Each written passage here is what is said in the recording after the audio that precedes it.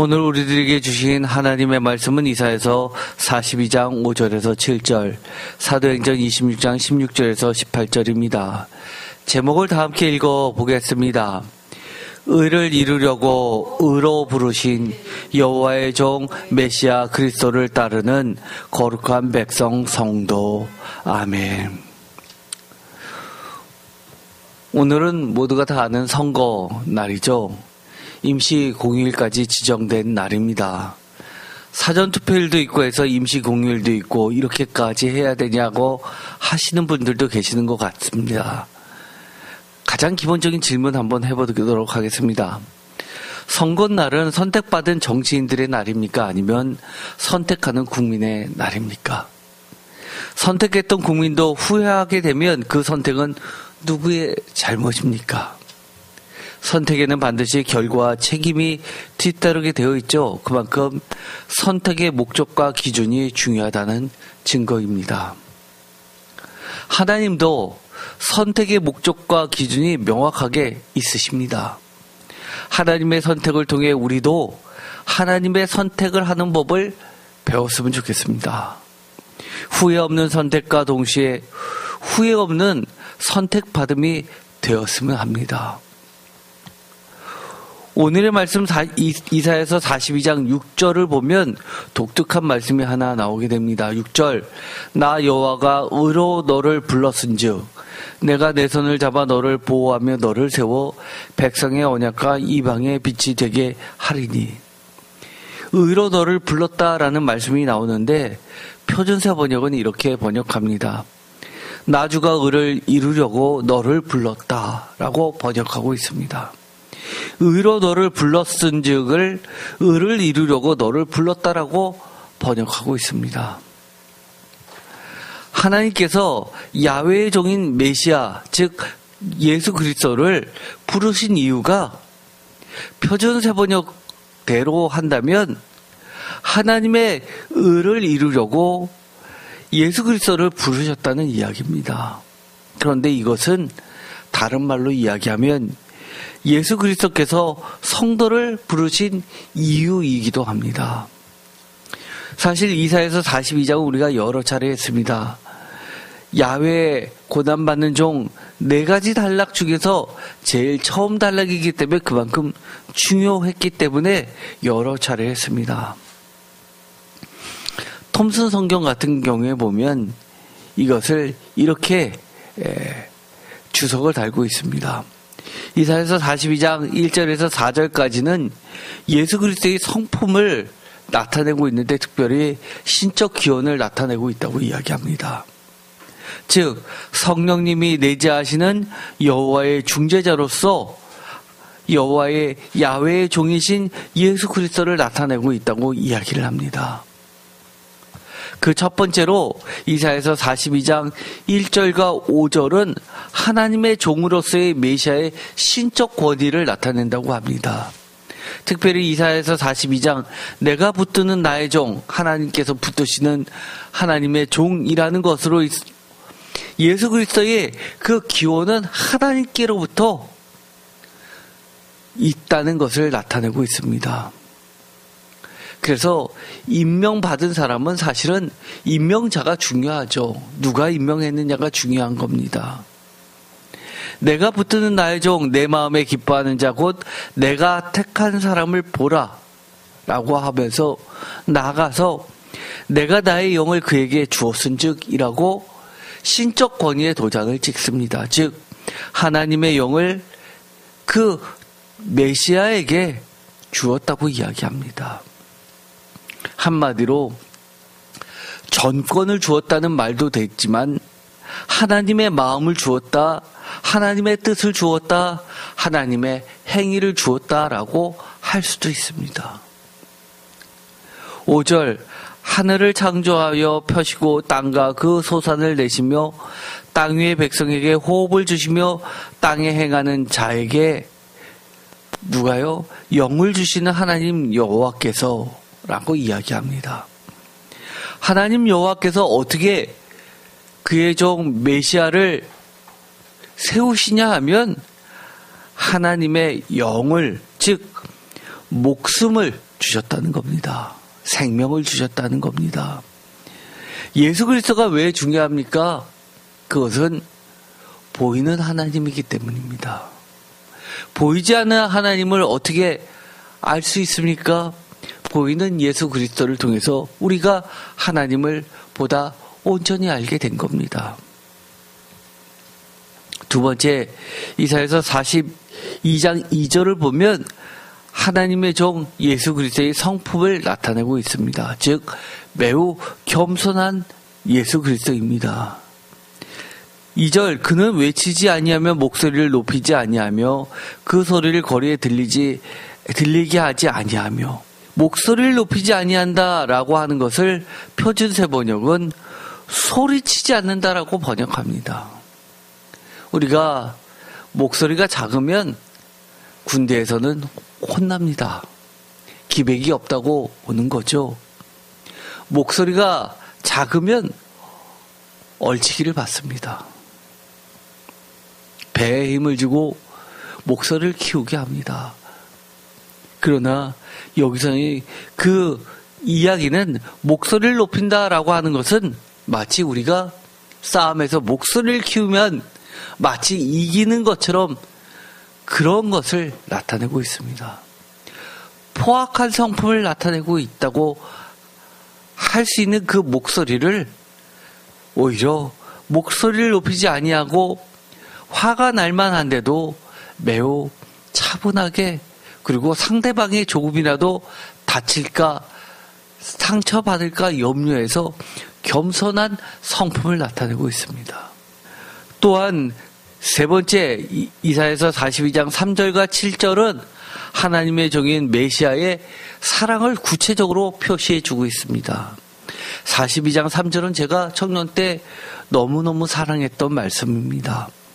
상한 갈대를 꺾지 아니하며 꺼져가는 등불을 끄지 아니하고 진실로 정의를 시행할 것이며, 표준세 번역은 진리로 공의를 베풀 것이다 라고 번역합니다.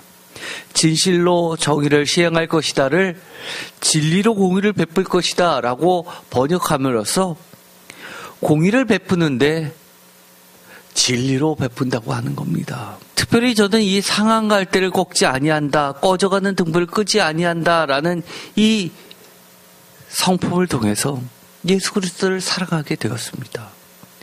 제가 청년 때 제 자신을 돌아보면 세상의 기준대로 하면 그저 꺼져가는 등불이니까 꺼버려야 되는 존재였습니다. 루저였다는 이야기죠. 그 누구도 다시 세울 가치 없는 존재였다는 겁니다. 상한 갈대였습니다. 그러나 하나님께서는, 예수님께서는 꺾지 아니하시고 끄지 아니하시고 다시 살려주셨습니다. 저는 평생 그 은혜를 잊지 않고 있습니다. 제가 목회자가 된 것도 다른 게 아니라 주님은 이처럼 상한 갈대를 꺾지 아니하며 꺼져가는 등불을 끄지 아니하시는 사랑의 예수 그리스도를 증거하는 겁니다. 그러면서 이사야서 42장 7절에는 다른 이야기를 하고 있습니다. 내가 눈먼 자들의 눈을 밝히며 갇힌 자를 감옥에서 이끌어내며 흑암에 앉은 자를 감방에서 나오게 하리라. 어두운 영창에 갇힌 이를 풀어줄 것이다 라고 하면서 단순히 이 상한 갈대를 꺾지 아니하고 꺼져가는 등불을 끄지 아니하는 것이 아니라 완전한 회복과 더 나아가서 갇힌 자를 감옥에서 이끌어내서 새롭게 시작하게끔 이끌어주시는 새로운 리더십을 보여주고 있습니다. 우리가 인생을 살다 보면 이미 포기하고 많은 경우가 많이 있죠. 다 끝났어. 그러나 주님은 언제나 이렇게 이야기하십니다. 아니야, 지금이 시작할 때야 라고 이야기합니다. 혹시 지금 나도 모르는 사이에 절망 중에 있으신 분들 계십니까? 혹시 흑암에 앉은 자이십니까? 여기서 보면 7절에 보면 갇힌 자, 감옥이라는 말이 나와서 나는 아직 죄를 범하지 않아서 감옥까지는 안 갔는데요 라고 한다면 그 뒤에 나오는 말씀을 주의해서 보시기 바랍니다. 흑암에 앉은 자. 여러분의 미래가 보이지 않습니까? 내 앞날이 깜깜합니까? 내 스스로 어떻게 헤어나갈지 잘 모르시겠습니까? 걱정하지 마십시오. 주님만 만나면 빛의 세계로 이끌어준다고 이야기하십니다. 소망이 있다고 이야기하십니다. 소망이 무엇입니까? 예수 그리스도입니다. 가장 대표적인 말씀이 어디죠? 데살로니가 전서입니다. 소망이신 예수 그리스도를 바라보라고 이야기를 합니다. 이사야서 42장 4절은 메시아의 통치에 대해서 구체적으로 이야기를 해 주십니다. 4절 그는 쇠하지 아니하며 낙담하지 아니하고 세상에 정의를 세우기에 이르리니 섬들이 그 교훈을 앙망하리라. 섬들을 표준세 번역은 먼 나라 땅끝이라고 이야기합니다. 앙망한다, 간절히 기다린다고 이야기합니다. 세상에 정의를 세운다라는 표현을 표준세 번역은 끝내 세상에 공의를 세울 것이다 라고 이야기합니다. 많은 분들이 세상의 공의를 세우기가 쉽다고 생각하시는 분들이 계십니다. 다수결로 하면 공의가 세워진다고 생각합니다. 그러나 저도 인생을 살 만큼 살아보니 다수결로 해서 대다수가 원한다고 해서 공의는 세워지지 않습니다. 매번 선거 때마다 겪는 것이 뭡니까? 눈살을 찌푸리고 어떻게 저렇게 뻔뻔하지 않은데도 불구하고 무조건 지지하면서 세력을 거치면서 절대 다수를 차지하는 것을 보면서 야, 이거 이제는 마지막 때를 향해 달려가고 있구나라는 생각이 절로 들 때가 한두 번이 아니었습니다. 과연 정의가 세상에 있기는 한 걸까요? 저는 이렇게 확신 있게 이야기합니다. 세상에는 정의 없습니다. 착각들 하지 마십시오. 정의 바라지도 마십시오. 하나님만이 정의고 예수님만이 정의이십니다. 하나님을 모르는 자들, 예수님을 모르거나 아니면 인정하지 않는 자들은 정의를 그들은 외칠지 모르지만 자신들의 이익을 외칠 뿐이지 공의와 정의하고는 관계가 없습니다. 그러나 하나님은 이렇게 이야기합니다. 먼 나라 땅끝에서도 간절히 기다리는 자에게 정의를 끝내 세워주신다고 약속해 주십니다. 그러니 쇠하지 아니하고 낙담하지 아니하는 예수 그리스도를 바라볼 수밖에 없겠지요.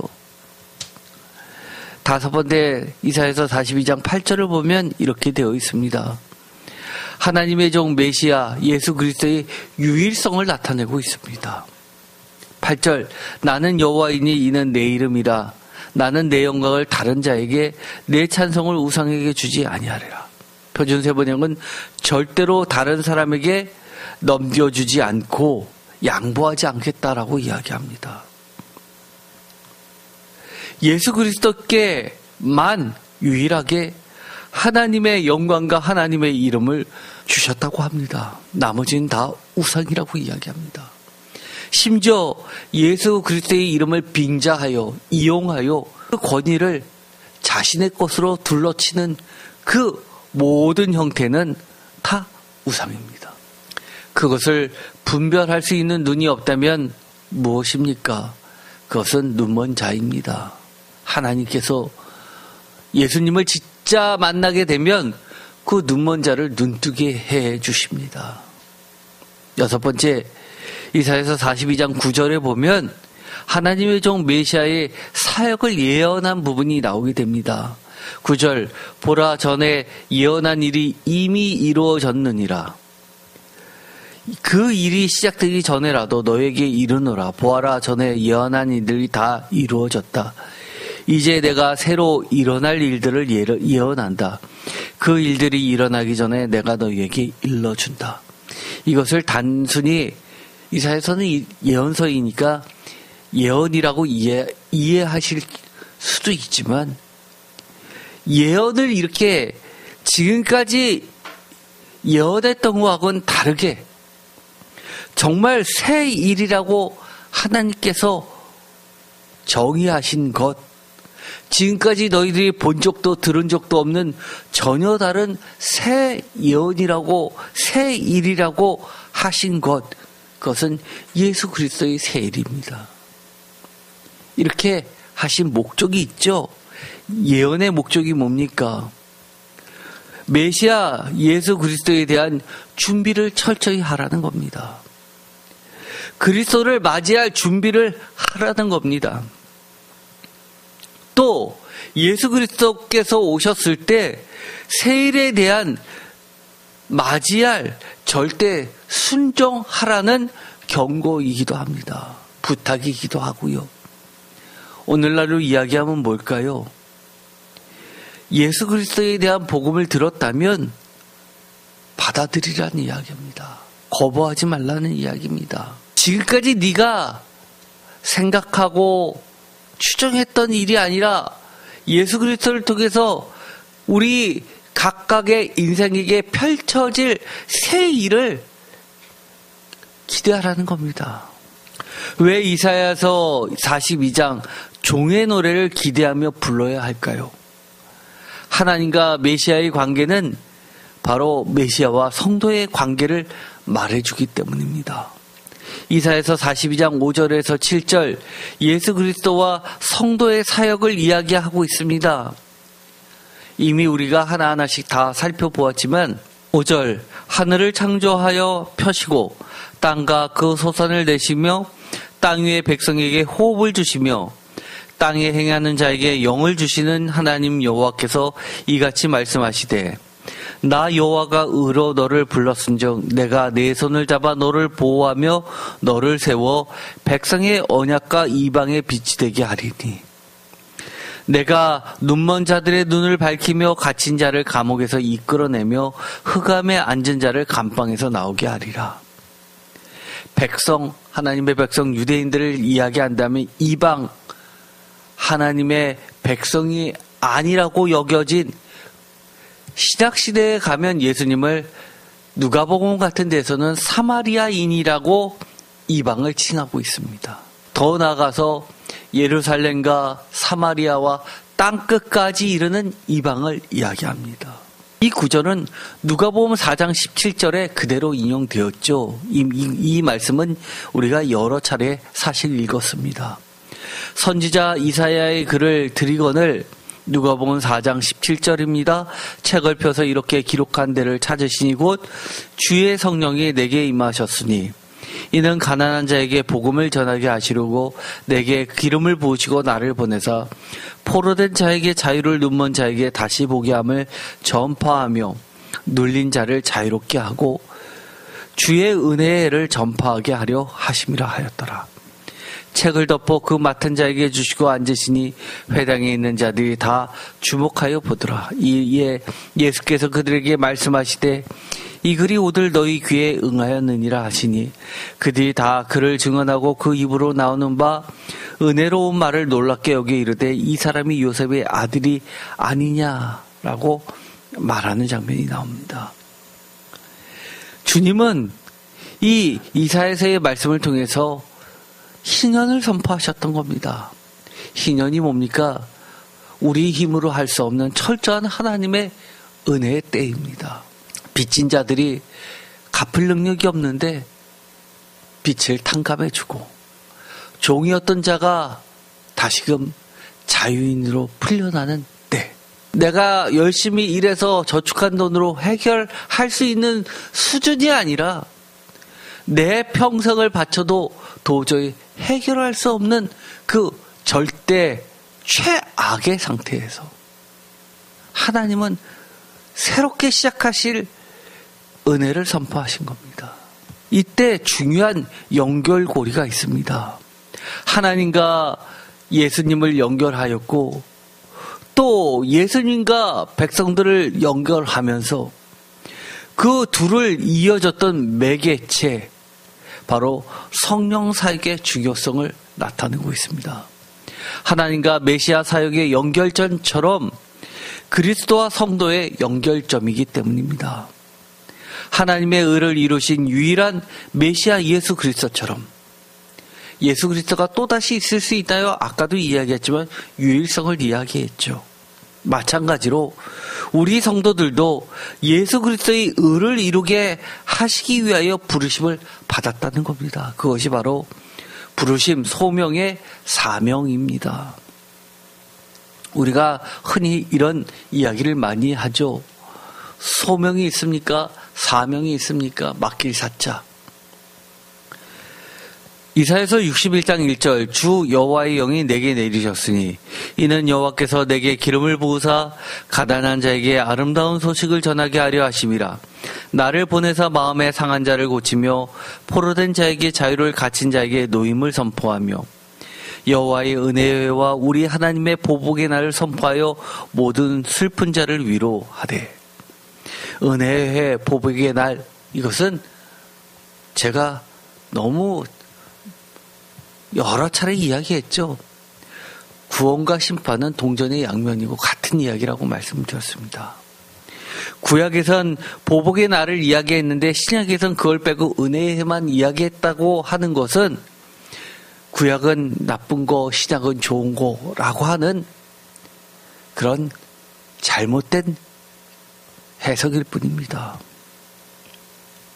우리가 죄가 뭔지를 모른다면, 심판이 없다면 이게 얼마나 심각한 죄라는 것을 그 누구도 깨달을 수가 없고 인정하려 들지 않을 겁니다. 죄가 보이는 순간 예수 그리스도의 은혜를 찾게끔 되어 있는 겁니다. 하나님의 은혜가 얼마나 값지다는 것을, 소중하다는 것을 뼈저리게 느끼게 되는 겁니다.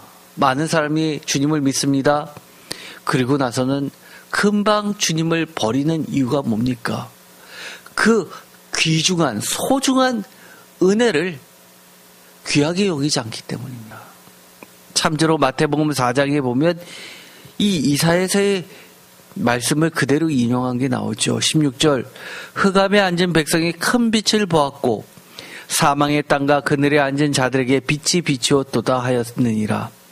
17절 이때부터 예수께서 비로소 전파하여 이르시되 회개하라 천국이 가까이 왔느니라 하시더라. 여기서도 죄에 대해서 심각하게 다루고 있습니다. 회개하라고 이야기합니다. 그러고 나서 하나님의 은혜를 경험하라는 겁니다. 이사야서 9장 1절 전에 고통받던 자들에게는 흑암이 없으리로다. 옛적에는 여호와께서 스불론 땅과 납달리 땅에 멸시를 당하게 하셨더니 후에는 해변길과 요단 저쪽 이방의 갈릴리를 영원하게 하셨느니라. 흑암에 행하던 백성이 큰 빛을 보고 사망에 그들진 땅에 거주하던 자에게 빛이 비치도다. 바로 이 2절의 말씀은 그대로 마태복음 4장 16절에 인용이 됩니다. 여러분들은 왜 요즘에 대한민국을 보면서 한탄하십니까? 저는요, 딴 것보다도요, 잘못된 것을 가르쳐줘 부끄러움을 모르는 시대가 되었다는 게 대한민국의 미래를 어둡게 만들고 있습니다. 하나님이 심판하실까 두렵을 뿐입니다. 죄에 대해서 너무 민감하지 않습니다. 그러니 내 죄가 용서받았다 한들 얼마나 그것을 하찮게 여기겠습니까? 그러니까 예수님이 귀하지 않는 겁니다. 내 죄를 씻을 수 없었는데 씻게 됐다고 한다면 어떻게 예수님을, 하나님의 은혜를 저버릴 수가 있겠습니까? 은혜를 모르기 때문입니다. 사도행전 26장에 보면 이 흑암이라는 것을 죄와 직접적으로 연관시켜서 이야기합니다. 아그리빠가 바울에게 이르되 너를 위하여 말하기를 내게 허락하노라 하니 이에 바울이 손을 들어 변명하는데 26장 16절 일어나 너의 발로 서라. 내가 내게 나타난 것은 곧 내가 나를 본 일과 장차 내가 내게 나타날 일에 너로 종과 증인을 삼으려 함이라 라고 간증을 합니다. 즉 사도 바울이 왕 앞에서 내가 어떻게 예수님을 만났고 예수님이 왜 나를 선택했고 내가 또 과거에 예수님을 핍박했던 것처럼 나도 그 핍박을 받게 되었는지를 핍박자 앞에서 증거하는 겁니다.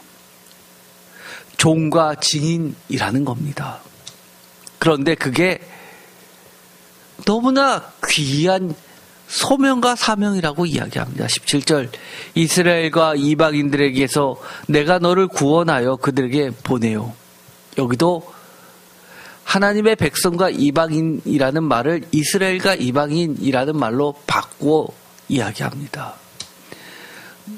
내가 너를 구원하여 라는 것은 선택하여, 보내어 라는 것은 사명을 주어 라는, 증인이 되게 하여 라는 말하고도 바꿀 수 있습니다. 18절 그 눈을 뜨게 하여 어둠에서 빛으로 사탄의 권세에서 하나님께로 돌아오게 하고 죄사함과 나를 믿어 거룩하게 된 무리 가운데서 기업을 얻게 하리라 하더이다. 내가 전에는 하나님의 기업을 받은 줄 알았는데 알고 보니, 예수님을 만나고 보니 나는 기업이 없었다는 것을 깨닫게 됩니다. 그런데 어둠에 눈을 뜨고 나니까, 빛으로 나아가 보니까, 사탄의 권세에서 하나님께로 돌아와서 보니까 참된 기업을 발견하게 됐다는 겁니다. 그러면서 이 아그리빠 왕에게 담대히 이야기합니다. 간음을 지적합니다. 구원, 이것은 구체적으로 죄에서의 돌이킴에서부터 시작됩니다. 우리가 이스라엘을 포함한 모든 나라와 이방의 구원에 대해서 계속해서 반복되고 있는데, 이사야서에서는 백성이라고 하고 또 이스라엘이라고 하고 또 섬들이라고 하고 이방이라고도 하고, 그런 온 땅을 향한 하나님의 은혜의 시간을 이야기하고 있습니다. 그 누구도 이스라엘과 예루살렘의 특권자이기도 하지만 그 누구도 이방인인 사마리아와 문둥병자처럼 예외자도 아닌 모두 구원받아 감사를 돌려야 할 정의로우신 하나님의 최종 백성들이기 때문입니다. 누가복음의 17장에 가면 아주 재밌는 에피소드가 나오게 됩니다. 11절 예수께서 예루살렘으로 가실 때 사마리아와 갈릴리 사이로 지나가시다가, 갈릴리에서 주로 사역하다가 예루살렘으로 가실 때 다른 복음서 같은 데는 삥 둘러서 사마리아를 피해서 그래서 예루살렘으로 가십니다. 그런데 누가복음에서는 이 사마리아를 근접해서 가십니다. 사마리아와 갈릴리 사이라고 하십니다. 더 나아가서 요한복음에서는 아예 사마리아에서 복음을 전파하십니다. 대표적인 것이 야곱의 우물에서 여인을 전도하신 사건입니다. 12절 한 마을에 들어가시니 나병 환자 10명이 예수를 만나 멀리 서서, 이 이야기는 아주 잘 알고 있는 이야기죠. 13절 소리를 높여 이르되 예수 선생님이여 우리를 불쌍히 여기소서 하거늘, 14절 보시고 이르실 때 가서 제사장들에게 너희 몸을 보이라 하셨더니 그들이 가다가 깨끗함을 받은지라. 그 중에 한 사람이 자기가 나은 것을 보고 큰 소리로 하나님께 영광을 돌리며 돌아와 16절 예수의 발 아래에 엎드려 감사하니 그는 사마리아 사람이라. 17절 예수께서 대답하여 이르시되 10사람이 다 깨끗함을 받지 아니하였느냐? 그 9은 어디 있느냐? 이 이방인 외에는 하나님께 영광을 돌리러 돌아온 자가 없느냐 하시고 그에게 이르시되 일어나 가라, 내 믿음이 너를 구원하였느니라 하시더라. 이 구절 모르시는 분이 없을 겁니다. 저도 목회자가 되기 전에는 이것을 설교를 여러 차례 들었는데 정말 어이없는 설교들을 많이 들었습니다. 나머지 9명에 대해서 궁금증이 생기는 건 당연하죠. 그러나 우리가 설교를 할 때 조심해야 되는 것은 내가 궁금하다고 성경에 나와 있지 않은 것에 대해서 무엇인가를 드라마틱하게 첨언하면 안 되는 겁니다. 그것이 바로 적그리스도의 특징들이죠. 성경에는 그 9명에 대해서는 그렇게 뚜렷하게 이야기를 하지 않고 오히려 유추해서 생각하게 합니다. 그들이 가다가 깨끗함을 받은지라 라고 하는 이 그들은 10명 모두를 이야기합니다. 15절, 그 중에 한 사람이 돌아옵니다. 왜요? 예수의 발 아래 엎드려서 감사하기 위해서. 그런데 그 사람은 이 사마리아와 갈릴리 사이라고 하시고 예루살렘으로 가시는 그 중간길이라고 하는 것을 보아서는 나머지 9명은 갈릴리 사람이거나 예루살렘 출신이거나 어쨌든 간에 그 당시는 예루살렘과 갈릴리는 한 통치자의 지배 아래에 있었기 때문에 이스라엘 사람으로 여겨졌고 사마리아는 다른 통치자가 지배했기 때문에 이방인으로 여겨졌던 시대였습니다. 즉 하나님의 백성과 이방인으로 나누어서 볼 때 이 이방인 사마리아 문둥병자 한 명만이 예수께 감사로 왔다는 겁니다. 사마리아 사람이라고 이야기함으로써 유대인과 이방인을 구분시켜 놓고 있습니다. 그런데 재미있는 것 외에는 18절 이 이방인 외에는 하나님께 영광을 돌리러 돌아온 자가 없느냐라고 묻자 그 뒤에 이어지는 말씀을 보아서 19절 그에게 이르시되 일어나 가라 내 믿음이 너를 구원하였느니라 하시더라 라고 하는 예수님의 이어지는 말씀을 통해서 영광을 돌리러 돌아온 자가 없다라는 사실을 알 수 있고 또한 나머지 사람들은 명확하게 구원받지 못했음을 알 수 있게 됩니다. 다만 이 구원이 과연 무엇이냐라는 부분은 별개의 이야기입니다. 많은 그동안의 교회에서 목사님들이 이렇게 이야기했습니다. 이것을 근거로 해서 나머지 9사람은 갑자기 다시 문둥병이 됐다라는 이야기를 많이 했습니다. 저도 그렇게 들었고요. 여기서는 그 이야기까지를 하지 않습니다. 믿음, 어떤 믿음이냐는 겁니다.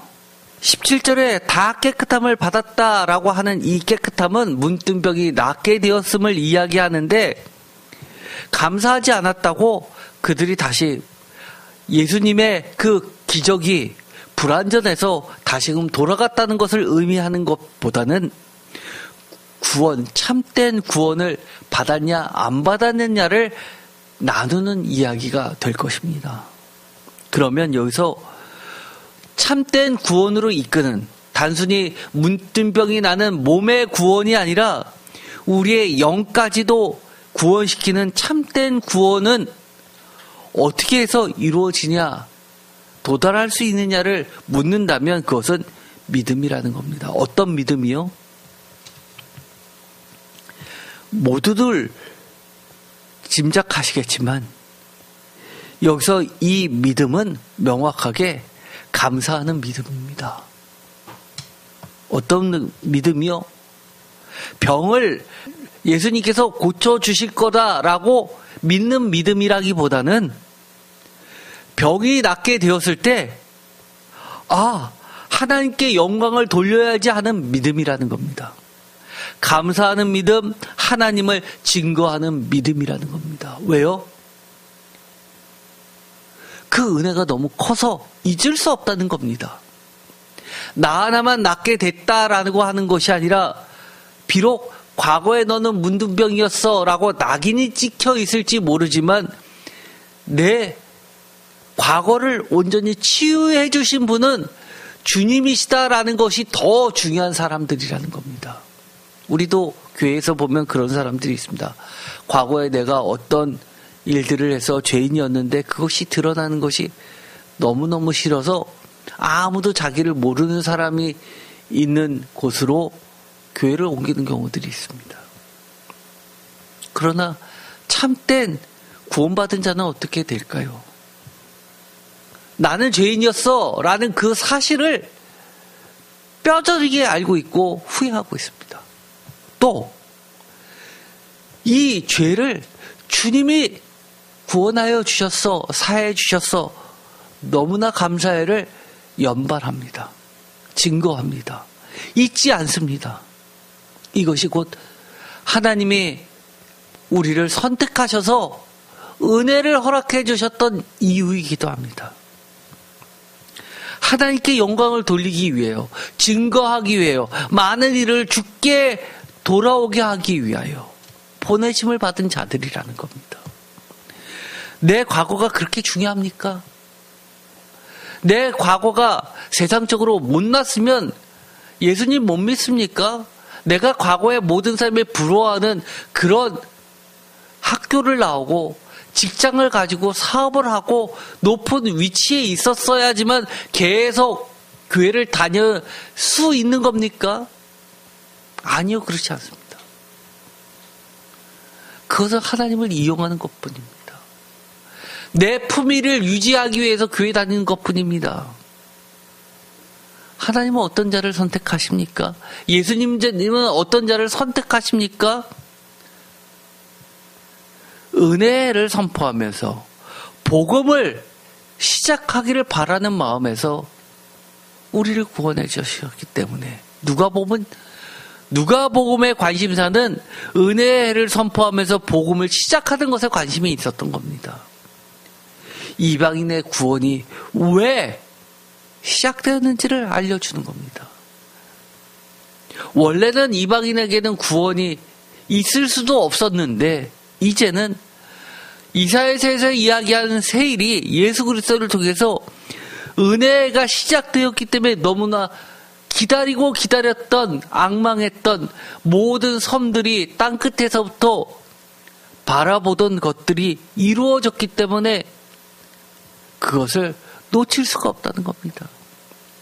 주께 돌아와 다시금 감사할 수밖에 없고 하나님께 영광을 돌릴 수밖에 없고 또 많은 사람을 주께로 이끌 수밖에 없다는 겁니다. 감사할 수밖에 없다는 겁니다. 감사하는 믿음과 병고침의 믿음의 기초, 이것은 불쌍히 여김 받은 자의 은혜에 기초한 믿음입니다. 그들이 외쳤던 것, 우리를 불쌍히 여겨주소서. 이것은 전에도 말씀드렸듯이 초대교회 때 예배 시에 함께 불렸던 기도성이었습니다. 누가복음이 전하는 믿음과 구원이라는 건 무엇일까요? 지금까지는 많은 교회에서 기적을 경험하려면 감사해야 된다고 이야기합니다. 내가 지금 안 믿겨져도 감사로 도장을 찍으라고 이야기합니다. 그게 다일까요? 누가복음이 우리에게 전하는 것은 믿음과 구원이라는 것은 이방인에까지 미치는 하나님의 구원의 은혜이고 주께로 다시금 돌아와 주께로 나와 확증받는 구원의 새로운 증거자라는 겁니다. 주님께서 자신에게 돌아온 이 사마리아 문둥 병자, 고침받은 병자에게 믿음이 너를 구원하였다라고 하면서 구원받은 자는 이런 사람이야 라고 인정해 주신 겁니다. 우리가 하나님의 은혜를 너무나 기적이나 이적이나 내 문제 해결에 초점을 맞추는 경우가 너무 많이 있습니다.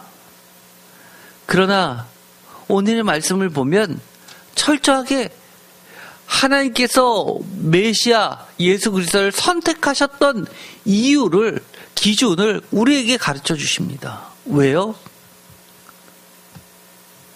나 여호와가 의로 너를 불렀은즉, 즉 표준세 번역에서는 나 주가 의를 이루려고 너를 불렀다라고 하는 것처럼 우리도 마찬가지로 예수님께서 우리를 불러주시고 구원시켜 주신 목적이 있다는 겁니다. 예수 그리스도의 의, 하나님의 의를 이루려고 우리를 의로 거룩한 백성이라고 성도라고 불러주셨다는 겁니다. 여호와의 종 메시아 그리스도를 따르는 거룩한 백성은 의를 이루려고 부르심을 받은 자들입니다. 그러면 우리는 어떻게 해야 될까요? 당연히 여호와의 영, 예수 그리스도의 영, 성령님을 통해서 우리가 예수 그리스도의 사역을 너무나 귀해서, 감사해서, 너무나 소중해서 우리의 삶으로 드려야 되지 않을까요? 비록 사도 바울이 아그리빠 왕을 앞에 끌려나가서 떨리는 그 순간에 이르기까지 말 한마디 잘못해서 내가 죽을 수도 있는데도 불구하고 당당히 의를 이야기하는 것처럼 우리도 그래야 된다는 겁니다. 하나님이 선택하신 이유는 명확합니다. 하나님의 선택이 후회스럽지 않도록, 부끄럽지 않도록 우리도 우리의 삶이 예수 그리스도의 삶처럼 그렇게 돼야 될 것입니다. 그러려면 어떻게 해야 될까요? 우리 자신 없습니다. 여전히 우리는 문둥병 같은 존재들이지만 그래도 하나님께서 성경에서 구원받았다고 인정해 줄 사람이 몇 명 되지 않습니다. 그 말을 다른 말로 바꾸면 뭘까요? 이게 진짜 구원받은 사람이야 라고 인정해 주는 겁니다.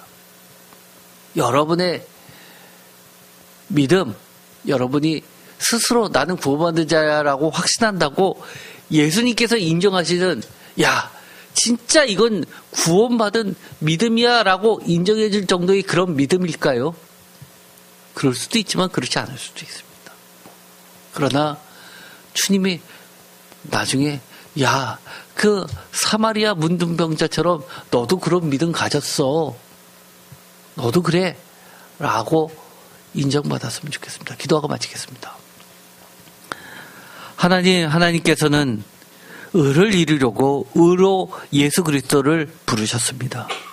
예수 그리스도께서도 우리를 예수 그리스도의 의를 이루려고 의로 부르셔서 우리에게 의로운 백성, 거룩한 백성, 성도라고 불러주셨습니다. 우리도 주님이 하나님의 영을 받아서 하나님의 영의 따름을 받아서 하나님의 의를 이루신 것처럼 우리도 그리스도의 영을 따라서 성령을 힘입어서 그리스도의 의를 이루게 하여 주옵소서.